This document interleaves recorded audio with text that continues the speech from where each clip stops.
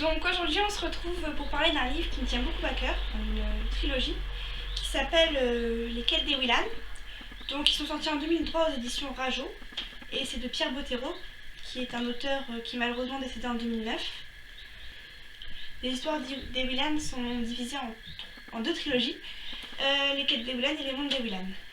La première est composée du premier tome qui s'appelle D'un monde à l'autre, le deuxième Les Frontières de glace, et le dernier qui s'appelle L'île du destin. J'ai commencé à lire ces livres il y a à peu près un an de cet auteur-là, parce que ma grand-mère m'avait offert le premier tome d'une autre de ses sagas qui s'appelle Elana. Donc ici j'ai toujours, heureusement, le premier tome, et c'est également une trilogie.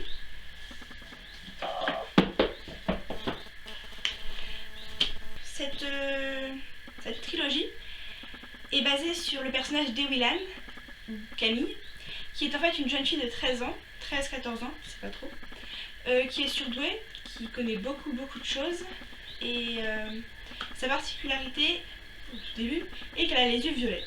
Donc Camille, c'est ses parents adoptifs,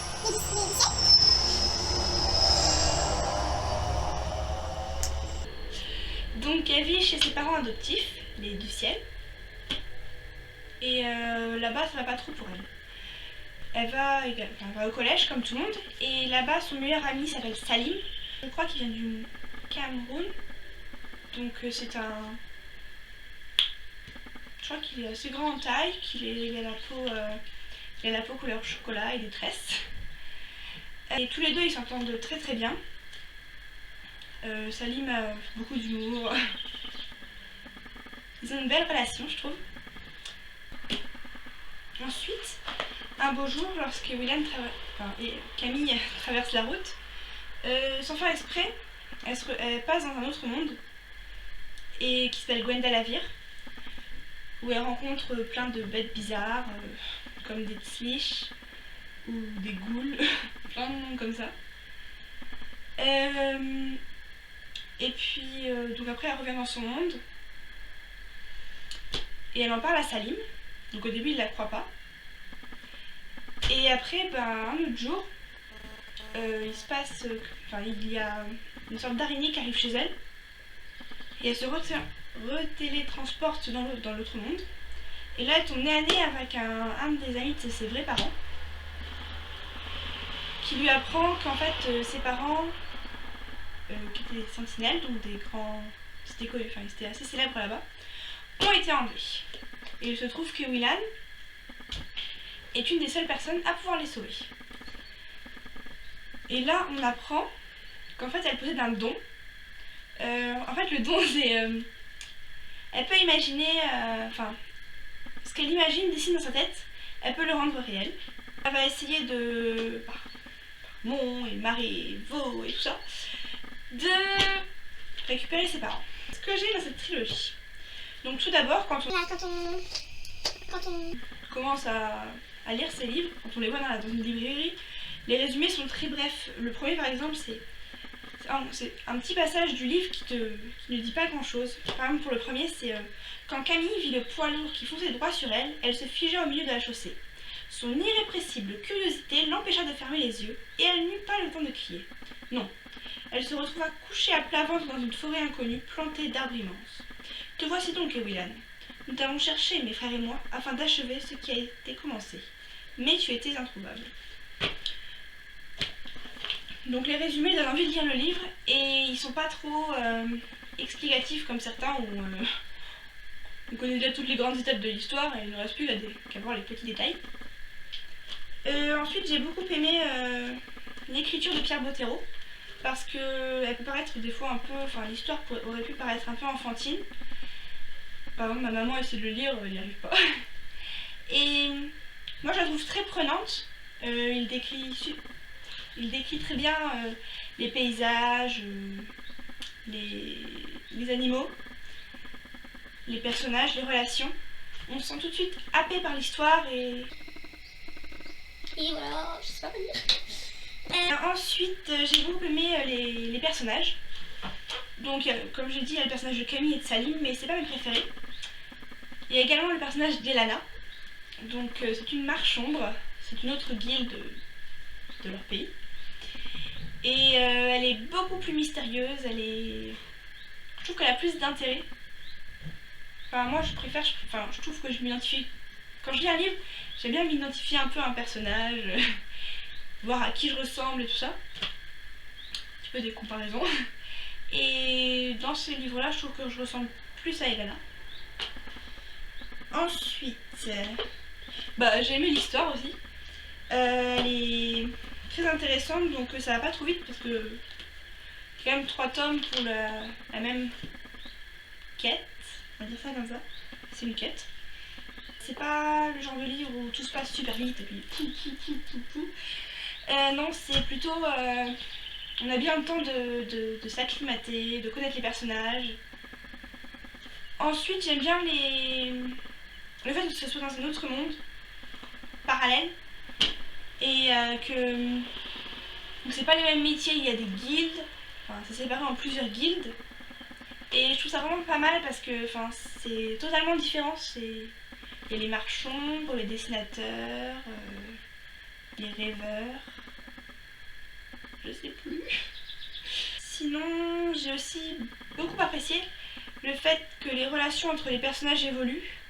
Donc la relation entre Camille et Salim, mais également la relation entre Camille et Willan et Elana, Salim et Elana, Edwin et Elana. Parce qu'au final, on se retrouve avec des relations... Enfin, elles sont pas du tout ambiguës, en fait, on voit tout de suite ce qui se passe. Enfin, on le devine déjà dès le début, mais bon. Si je continue à dire tout ce que j'ai aimé, on n'a pas fini. Ensuite, j'ai beaucoup aimé dans les 2 derniers tomes. Il y a des... À chaque début de chapitre, on a un petit... par exemple, des paroles d'un personnage qu'on ne connaît pas vraiment pour le moment, des poèmes marchands comme celui-là, La nuit amie, sur les toits qui ondulent. Donc, essayez de comprendre, c'est de la poésie marchande. Je comprends pas toujours. Ce qui est bien aussi, c'est que pour les personnes qui n'aiment pas trop lire, ils sont quand même pas trop longs, entre 250, 200, 300 pages. Du coup, ça peut amener beaucoup à lire. Et comme c'est une histoire assez prenante, ça peut être pas mal pour ceux qui n'aiment pas et qui veulent... Si vous voulez reprendre goût à la lecture, je pense que ces livres-là sont pas mal. Et...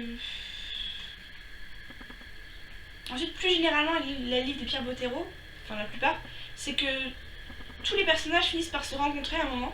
Ça m'a beaucoup plu parce que d'abord, j'avais lu les livres Elana, et ça m'a beaucoup plu parce que j'étais allée voir sur Wikipédia quel autre livre il avait écrit, quels autres livres il avait écrit.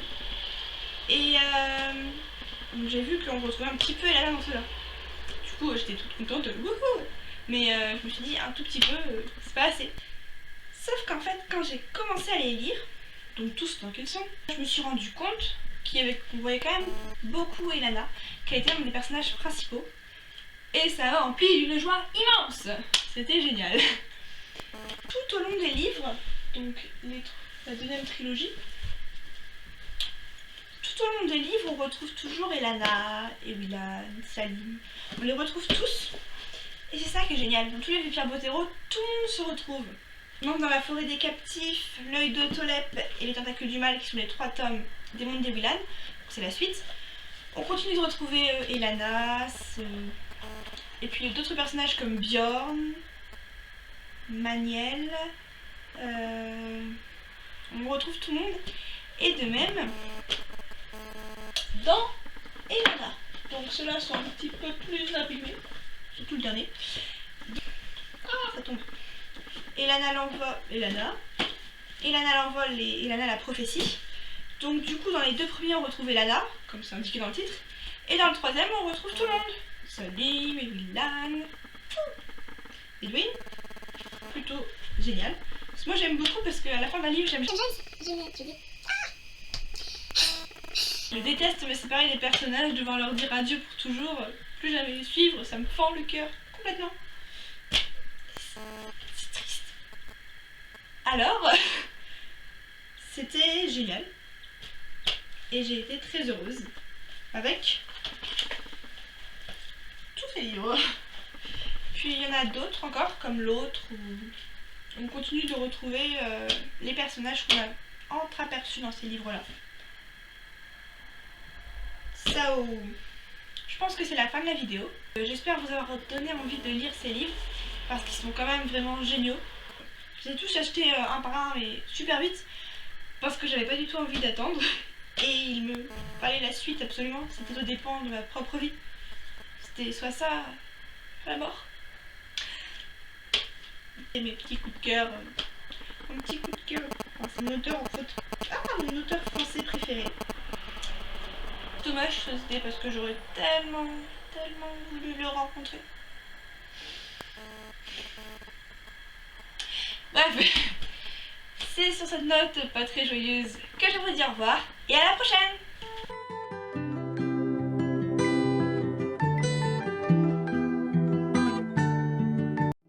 Alors sinon, quant au déroulement, fonctionnement de ma chaîne, j'aimerais préciser que je pense poster des vidéos à peu près tous les mardis ou jeudis, un des 2 jours, parce que ça dépend aussi. Si je suis prête, si la vidéo est faite, si je dois réussir à faire le montage, parce que